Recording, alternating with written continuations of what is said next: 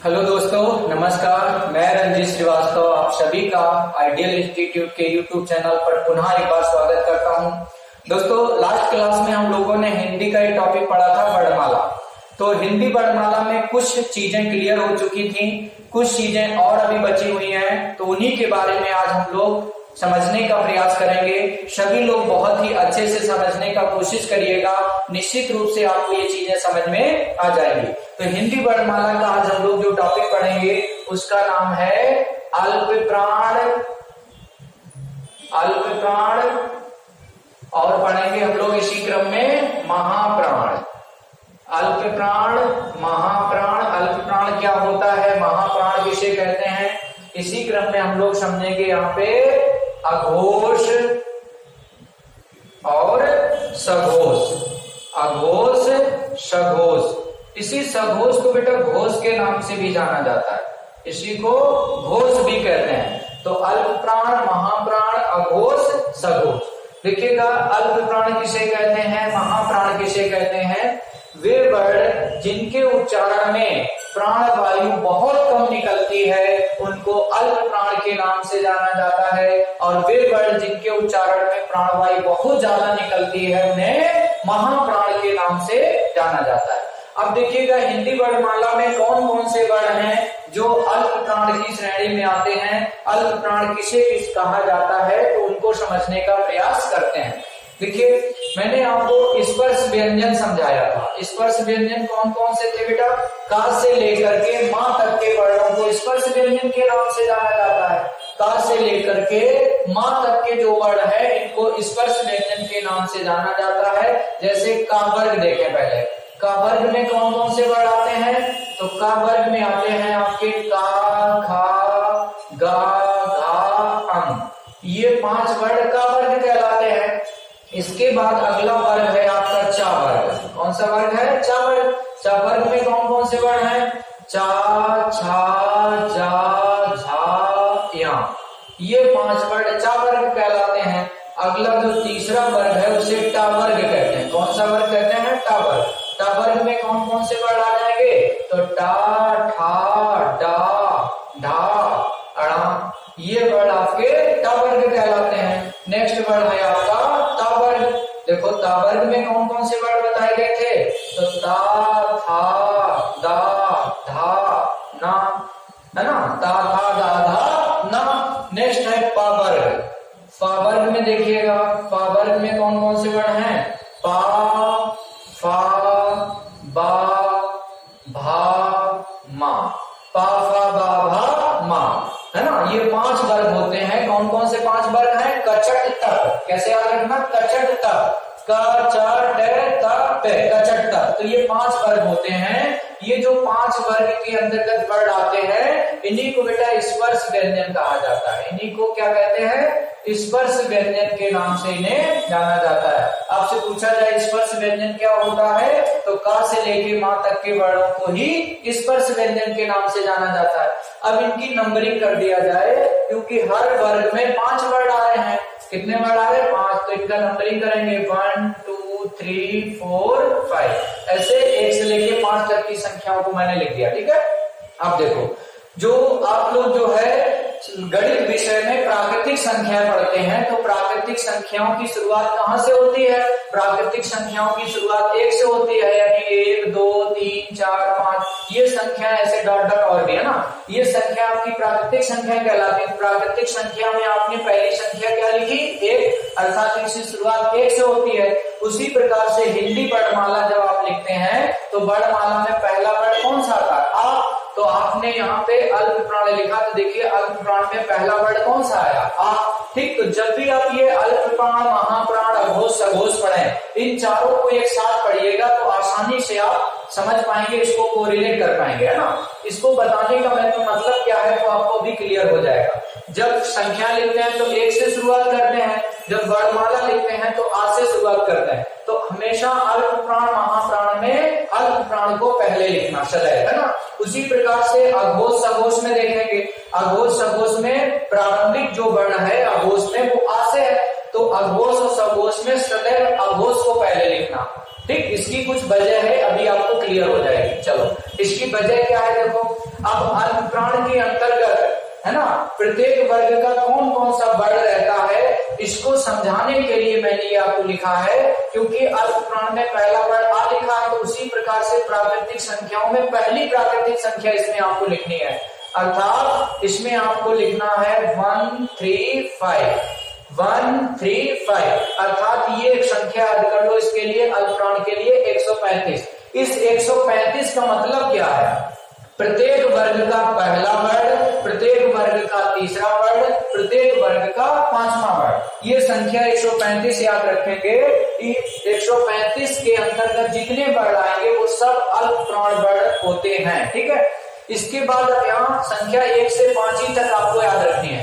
अब आपने 1, 3, 5 इसमें लिख लिया, तो बची संख्या कौन कौन सी है? 1 से 5 के बीच में मेरे पास 2 बची है, 4 बची है, तो 2 संख्या 4 इसमें भर दो, अर्थात महाप्राण में। तो महाप्राण के अंतर्गत कौन से वर्ण आ जाएंगे? प्रत्येक वर्ग का दूसरा वर्ण, प्रत्येक वर्ग का चौथा वर्ण। तो प्रत्येक वर्ग का दूसरा वर्ण और प्रत्येक वर्ग का चौथा वर्ण महाप्राण कहलाता है। ठीक, उम्मीद करते हैं ये चीज आपको कोरिलेट हो गई होगी, है ना। तो इसमें 135 याद रखना, इसमें 24 याद रखना है। ठीक, अब इससे 135 में कितने वर्ण आएंगे? मैंने बताया प्रत्येक वर्ग में 5 वर्ण होते हैं, तो यहाँ परिभाषा क्या है इसकी? प्रत्येक वर्ग का पहला वर्ण।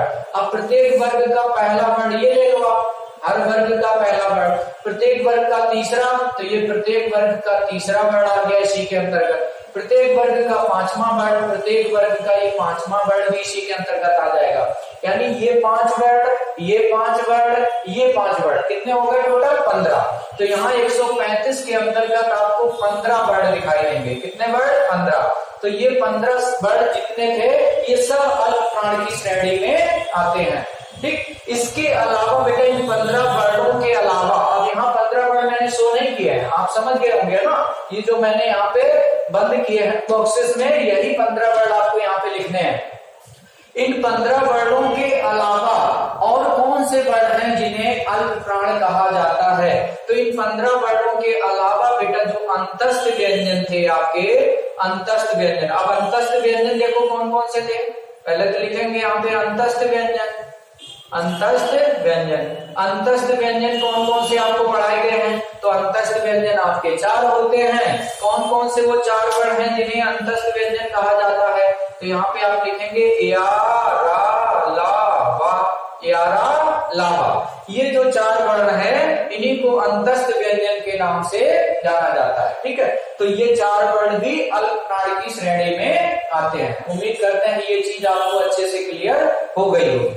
इसके अलावा बेटा हिंदी वर्णमाला में आपने द्विगुण व्यंजन पढ़ा होगा, या उच्छिष्ट व्यंजन, या गौड़ व्यंजन। यदि नहीं पढ़ा है तो जान लीजिएगा गौड़ व्यंजन क्या होता है। गौड़ या इसी को द्विगुण व्यंजन कहते हैं। गौड़ या द्विगुण व्यंजन, है ना। तो देखिएगा हिंदी वर्णमाला में द्विगुण व्यंजन आपके 2 होते हैं, या गौड़ व्यंजनों की जो संख्या है वो 2 होती है। कौन कौन से 2 वर्ण हैं जिन्हें द्विगुण व्यंजन के नाम से जाना जाता है?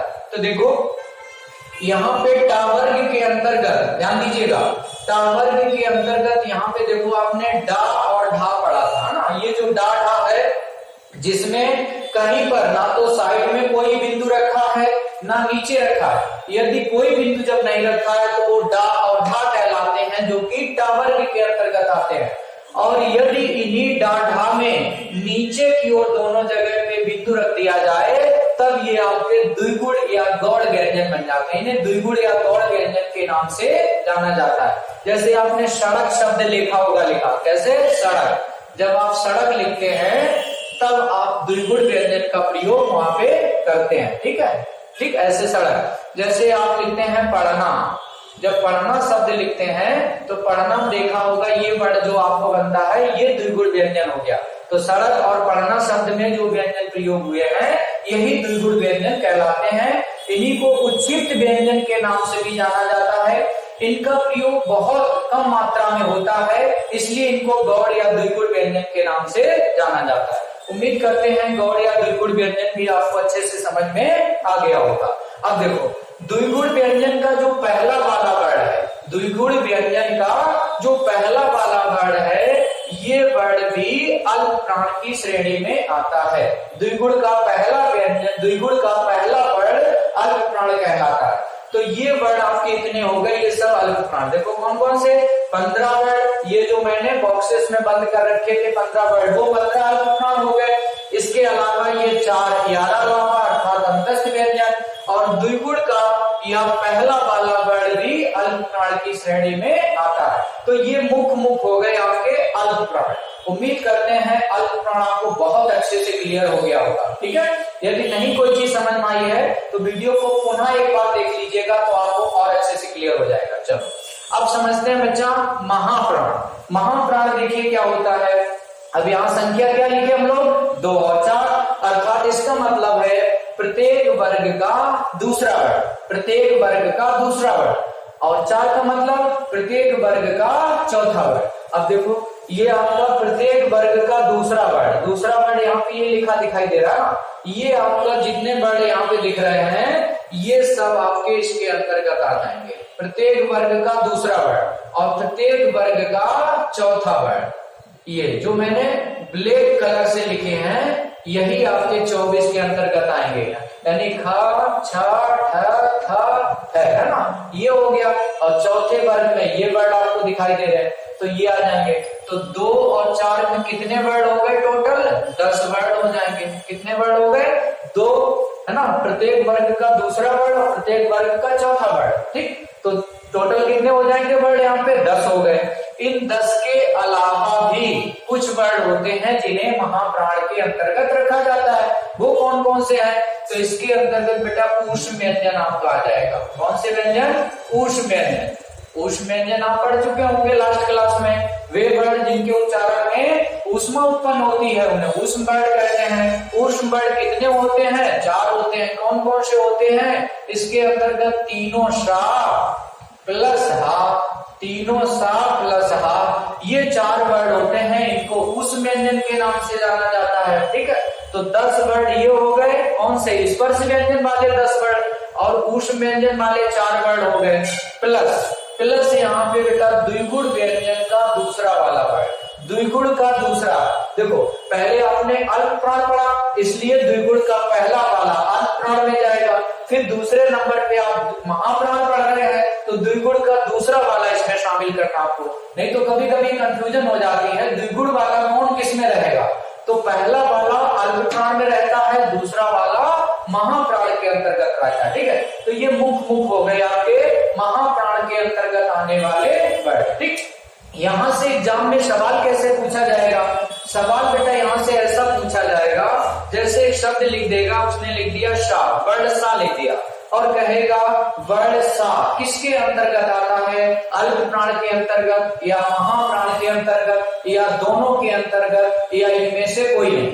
तो आंसर क्या दोगे आप कि वर्ण सा महाप्राण के अंतर्गत आएगा। आप देखिएगा सा ऊष्म व्यंजन है और सभी ऊष्म व्यंजन महाप्राण होते हैं, तो वर्ण सा महाप्राण हो गया।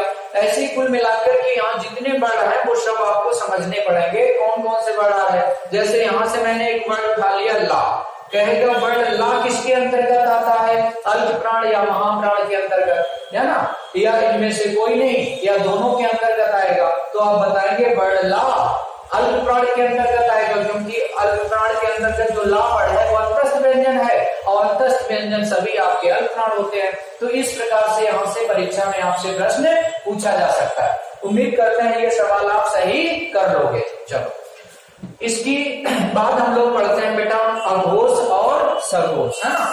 अघोष क्या है, सघोष क्या है? देखो अघोष के अंतर्गत आपने पहला वर्ड क्या लिखा था यहाँ पे आ। ऐसे ही आपकी जो प्राकृतिक संख्या है उनमें पहली संख्या कौन सी होती है? 1, अर्थात ये निश्चित है कि इसमें प्रत्येक वर्ग का पहला वर्ड रहेगा। अब 1 के साथ में यहाँ पे संख्या याद रखनी है आपको 2, अर्थात संख्या टोटल पूरी संख्या याद रखना 12। इसको कैसे याद रखना? महाप्राण में देखिए आपने 24 लिखा था, इसी 24 का आधा कर दो तो 24 का आधा करेंगे 12, अर्थात अघोष में जो वर्ण आएंगे वो स्पर्श व्यंजन वाले, है ना, स्पर्श व्यंजन वाले प्रत्येक वर्ग का पहला वर्ण। फिर यहाँ संख्या 2 लिखी, इसको मतलब हुआ प्रत्येक वर्ग का दूसरा वर्ण, यानी प्रत्येक वर्ग का पहला वर्ण और प्रत्येक वर्ग का दूसरा वर्ण। कौन से वर्ण कहलाते हैं? अघोष वर्ण कहलाते हैं। ठीक, इसके अलावा अब यहाँ पे कितने वर्ण हो गए? इस 12 में कितने वर्ण आ जाएंगे? तो 12 के अंदर 10 वर्ण हो गए आपके। कौन कौन से 10 वर्ण है? देखो, प्रत्येक वर्ग का पहला वर्ण यानी ये कचट तब वाला, तो ये वाला हो गया। प्रत्येक वर्ग का दूसरा वर्ण, तो ये खचट तब वाला हो गया। तो ये 10 वर्ण जो आपको यहाँ दिखाई दे रहे हैं, ये 10 वर्ण आपके किसके अंतर्गत आ जाएंगे? ये 10 वर्ण अघोष के अंतर्गत आ जाएंगे। तो वही मैंने शॉर्टकट में यहाँ लिख दिया 10 वर्ण। इस 10 का मतलब आप यहाँ से समझिएगा। ठीक, इन 10 वर्ण के अलावा, इसके अलावा और कौन से वर्ण होते हैं जो अघोष की श्रेणी में आते हैं? इसके अलावा ऊष्म व्यंजन के तीनों सा, ऊष्म व्यंजन के सभी वर्ण इसके अंतर्गत नहीं आते, इस बात को आप विशेष ध्यान रखिएगा। ऊष्म व्यंजन के तीनों सा इसके अंतर्गत आते हैं। ऊष्म व्यंजन के तीनों सा अघोष वर्ण होते हैं। यहाँ विशेष बात एक है कि ऊष्म व्यंजन का जो चौथा वर्ण हा है वो अघोष की श्रेणी में नहीं आता। इस बात को नोट करके लिख लीजिएगा।